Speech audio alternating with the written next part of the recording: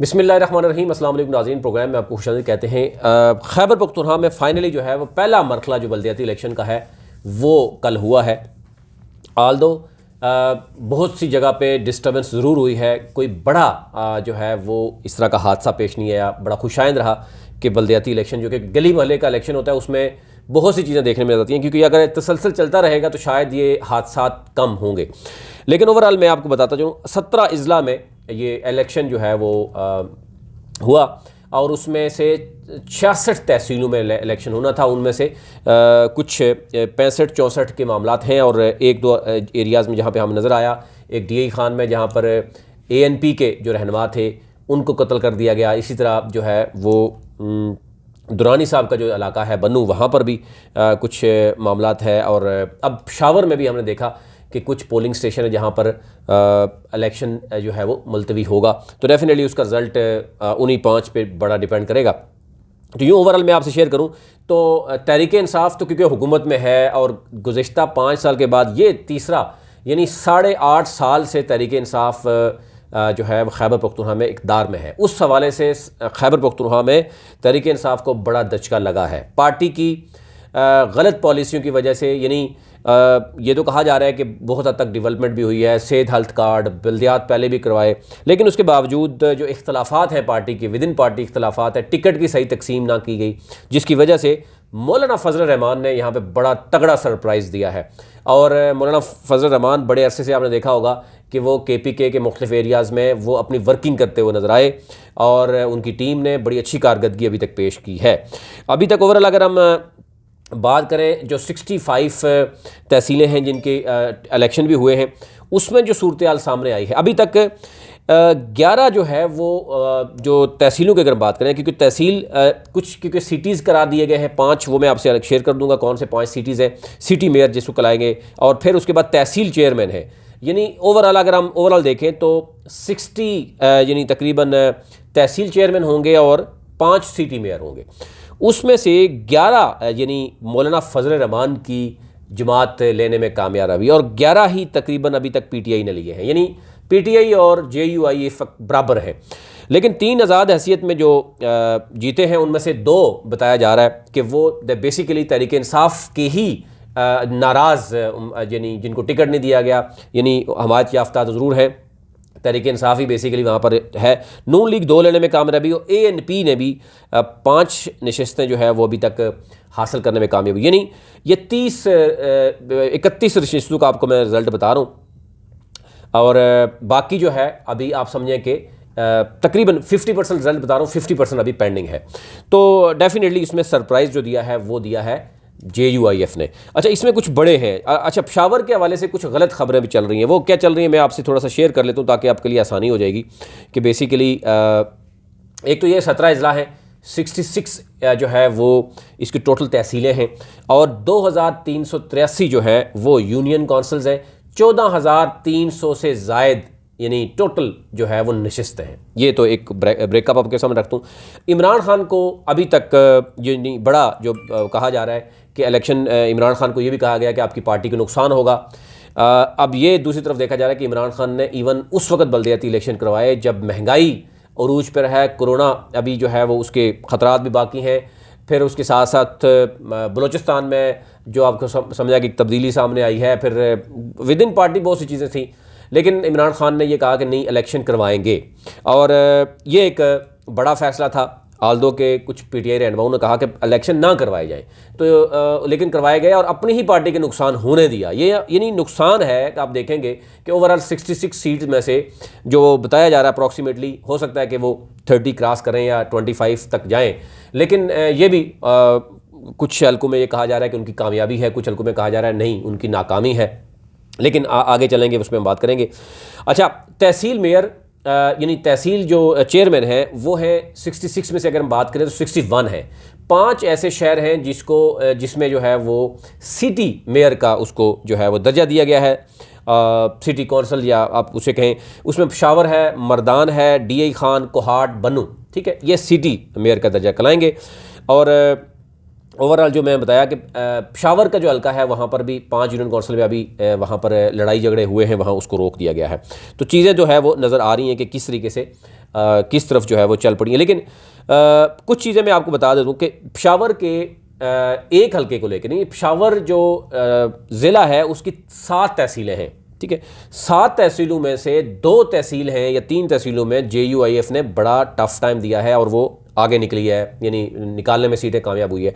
Rest of the जो 4 हैं या 5 है वहाँ पे PTI जो है वो कामयाब होती हुई नज़र आ रही है।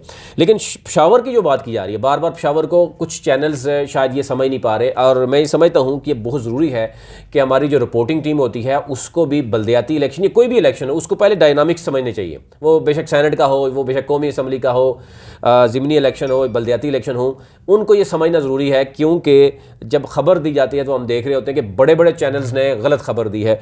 वो कुछ चैनल ये भी समझाने की कोशिश कर रहे हैं कि पेशावर मेयर यानी जो है वो शायद पूरा पेशावर है, जो कि गलत है। पेशावर की 7 तहसीलें हैं, अगर आपको आसानी में समझाने में, जिनसे रावलपिंडी है, रावलपिंडी की 7 तहसीलें हैं। अब क्योंकि ज़िला वाला मामला ख़त्म कर दिया गया है और यूं बल्दियाती इलेक्शन में तहसील का डायरेक्ट इलेक्शन हो रहा है, जिसकी वजह से इमरान खान को ये भी कहा गया कि नुकसान होगा, लेकिन फिर भी ये कहा गया है कि ताकि जिस पार्टी का भी है पार्टी बुनियादों पर इलेक्शन हुए, जिस पार्टी का भी नुमाइंदा या कारकर्दगी बेहतर होगी, डेफिनेटली वो इलेक्शन जीतेगी, बेशक नीचे जो उनकी जितने मेंबर्स हैं वो बेशक दूसरी पार्टी से हों। अच्छा, अब इसमें बहुत सी चीज़ें आई हैं। एक तो ये है इस इलेक्शन में जो बार बार ये कहा जाता है कि जनाब इमरान खान को हमेशा जो है वो इस्टेब्लिशमेंट की जो है वो सरपरस्ती हासिल है या इमरान। अब एक तो ये है कि वो लोग खुद इस पे जो है वो राय दे सकते हैं कि क्या वाकई KpK के बल्दियाती इलेक्शन जो पहला मरहला हुआ उसमें कोई इस्टेब्लिशमेंट का रोल है, और अगर इस्टेब्लिशमेंट का रोल है तो 66 अगर तहसील मेयर्स में से, यानी अगर वो 25 या 20 या 25-30 तक लेती है तहरीक इंसाफ और बाकी जो है JUIF और बाकी पार्टियाँ लेती हैं, तो इससे भी आप अंदाज़ा कर सकते हैं कि क्या इस्टेब्लिशमेंट उनका साथ दे रही है या वो अपनी कारकर्दगी पे सामने आ रहे हैं। अच्छा, इस वक्त जो सूरत-ए-हाल मैं आपको कुछ बताता हूँ। पेशावर में यानी पेशावर में 2 बड़ी पार्टियां सामने आ गई, तहरीक इंसाफ तो है और साथ JUIF ने वहाँ बड़ा टफ टाइम दिया। और JUIF के बारे में 2015 में जो उन्होंने काफ़ी हद तक जो है वो लूज़ किया था, अब दोबारा से उन्होंने जो है वो अपना वोट बैंक जो है दोबारा से बहाल किया है वहाँ पर। और 7 में से 2 तहसीलों की जो चेयरमैनशिप है वो मौलाना फजल रहमान जो है वो इसमें लेने में मेरे ख्याल से कामयाब हो रहे हैं या कामयाब हो जाएंगे। और इसके अलावा अगर हम देखें तो PTI के जो है वो बाकी उम्मीदवार मौजूद हैं, वो आगे हैं, लीड उनकी है। और इसी तरह पेशावर की बात करें तो वहाँ पर ज़ुबैर अली और रिजवान मंगश के दरमियान सख्त मुकाबला है, और उसमें कुछ जगह पे रिपोर्ट हो रहा है कि JUI के उम्मीदवार जो है वो आगे हैं, और कुछ जगह पे ये कहा जा रहा है कि क्योंकि अभी आने वाले एरियाज़ हैं पेंडिंग है और वहाँ पर हो सकता है PTI जो है वो निकाल सके। तो इसलिए कुछ भी कहना कबल वक्त होगा। हमारी अगर किसी एक तरफ हम वो कर दें तो शायद वो गलत भी चीज़ें चली जाती हैं। तो यहाँ पर JUIF के भी उम्मीदवार निकल सकते हैं जो कि नज़र आ रहा है, और तहरीक इंसाफ के भी फाइनल वोट जब सामने आएगा उसमें पता चलेगा। मर्दान में PTI का सफाया कर दिया गया। मर्दान में जितने भी वहाँ के सेनेटर हैं, वहाँ के MNAs हैं, उनसे तहरीक इंसाफ की आवाम इस कदर नाराज़ है कि वो पहले भी गुस्सा निकाल चुके हैं कि वो लोग यहाँ इस्लामाबाद में बैठ कर जो है वो गायब रहे हैं, लोगों से मिलते नहीं हैं, जिसमें अली मोहम्मद ख़ान, फिर सेनेटर हैं और फिर MPs भी कुछ हैं, वो मैं आपको अलग से इस पर बात करेंगे। लेकिन सफाया कर दिया गया वहाँ पर। वहाँ पर जमीयत उलमा इस्लाम ने फेर है, यानी वहाँ पर कामयाब करार पाई है। यहाँ पर बड़ा सरप्राइज़ जो दिया है वो मौलाना फजल रहमान ने दिया है। और इसके साथ साथ 2 तहसीलों पर जो है वो ANP के उम्मीदवारों ने भी मैदान मार लिया है। बन्नू की बात करें तो वहाँ पर सिटी मेयर में जो PTI के उम्मीदवार हैं वो वहाँ पर आगे निकले हैं, यानी वो निकालने में कामयाब हो सकते हैं। और 4 सदा में जो तहसील चेयरमैन हैं शब-कदर की नशस्त पर JUI के उम्मीदवार जो हैं वो आलमोस्ट कामयाब हो चुके हैं। फिर इसी तरीके से टांक में JUIF ने बड़ा सरप्राइज़ दिया है। लकी मरवत में तहरीक इंसाफ ने जमात इस्लामी के उम्मीदवार जो हैं अजीज़ुल्लाह ख़ान जो है वो इलेक्शन जीतने के आलमोस्ट कामयाब रहे, क्योंकि ये गैर हतमी रिज़ल्ट है। मैं हतमी रिज़ल्ट आपको अभी नहीं बता रहा क्योंकि ये जो ओवरऑल चीज़ें हैं। तो लेकिन ओवरऑल अगर आप देखें तो जो टर्न आउट आ रहा है वो भी बेहतरीन आ रहा है, टर्न आउट भी ठीक रहा। लेकिन कुछ एरियाज़ में बदकिस्मती से अगर हम कहें वो बन्नू का है और DI खान, जहाँ पर DI खान में जहाँ पे आपने देखा होगा ANP के जो उम्मीदवार थे उनको जो है वो वहाँ पर कत्ल कर दिया गया और वहाँ पर इलेक्शन नहीं हो सका। तो यूँ मतलब आज थोड़ी देर बाद तक तो आपको कुछ रिज़ल्ट मिल जाएंगे। इस वक्त की सूरत हाल यानी आप समझें 50% से ज़्यादा रिज़ल्ट आ चुका है। उसमें तहरीक इंसाफ और JUIF जो है वो बराबरी की सतह पर जा रहे हैं। और क्योंकि आज़ाद उम्मीदवार भी जिसमें बढ़ते हुए नज़र आ रहे हैं, क्योंकि हम ये देख रहे हैं कि मुस्लिम लीग नून उस तरीके से शायद नहीं कर सकी, दो यानी तहसीलों की अगर बात करें तो दो है, ये ओवरऑल हम तहसीलों की बात करें।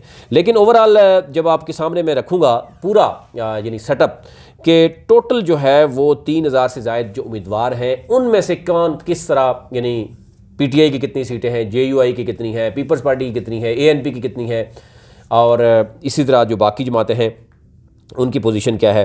फिर KpK की अगर ओवरऑल बात करें तो KpK में जो कुछ ऐसी पार्टी हैं जो बाकी एरिया में आपको नज़र नहीं आएंगी। यानी वैसे PTI, पीपल्स पार्टी, नून लीग तो आपको हर जगह पर नज़र आती है। JUIF यहाँ पर भरपूर तरीके से यानी आप कहें कि सरप्राइज़ दिया है, तो JUIF ने सही तरीके से सरप्राइज़ दिया है। ANP जो है वो भी आपको पता है खैबर पख्तूनख्वा में जमात इस्लामी और तहरीक इस्लाहात एक है पार्टी, उसने भी 2 नशिस्तें ऑलमोस्ट एक एरिया है जहाँ से वो उभरती हुई नज़र आ रही है। और नून लीग की भी 2 सीटें ओवरऑल अभी तक सामने आई हैं।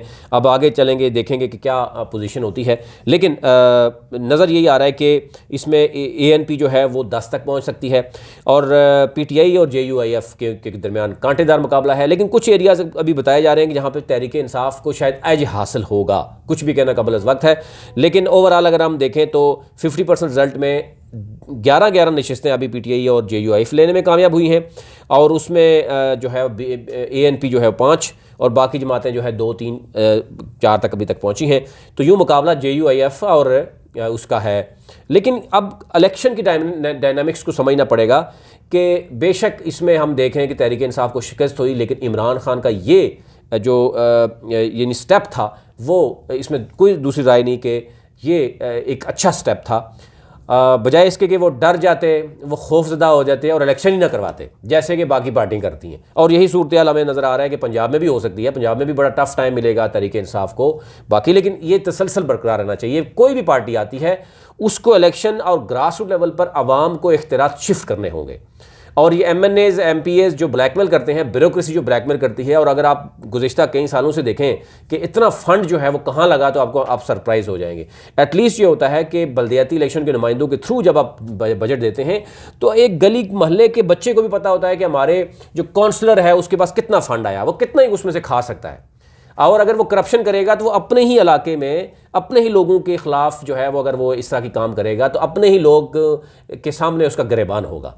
ये चीज़ देखें। लेकिन एक DC बैठ के या एक MNA बैठ के जब ठेकेदारों के बता रहा होगा कि इस ठेकेदार को इतना है, तुमने मेरे लिए ये करना है, तो फिर अफसोस होता है। तो हमारे यहाँ ब्यूरोक्रेसी और हमारे MPAs MNAs ये दुश्मन रहे हैं बल्दियाती इलेक्शन के हवाले से, लोकल गवर्नमेंट के हवाले से। खान ने ये काम किया है और ये उसको नुकसान भी हो सकता है, लेकिन ये अवाम के लिए एक बेहतर जो है वो रास्ता होगा। आने वाले दिनों में देखेंगे, दूसरे मरहले में देखेंगे क्या होगा। लेकिन मुकम्मल रिजल्ट थोड़ी देर बाद हमारी टीम जो है वो आप तक ज़रूर रखेगी। अपना मुल्क का ख्याल रखिए। चैनल को ज़रूर सब्सक्राइब कीजिए ताकि हर नई आने वाली वीडियो आप तक पहुँच सके।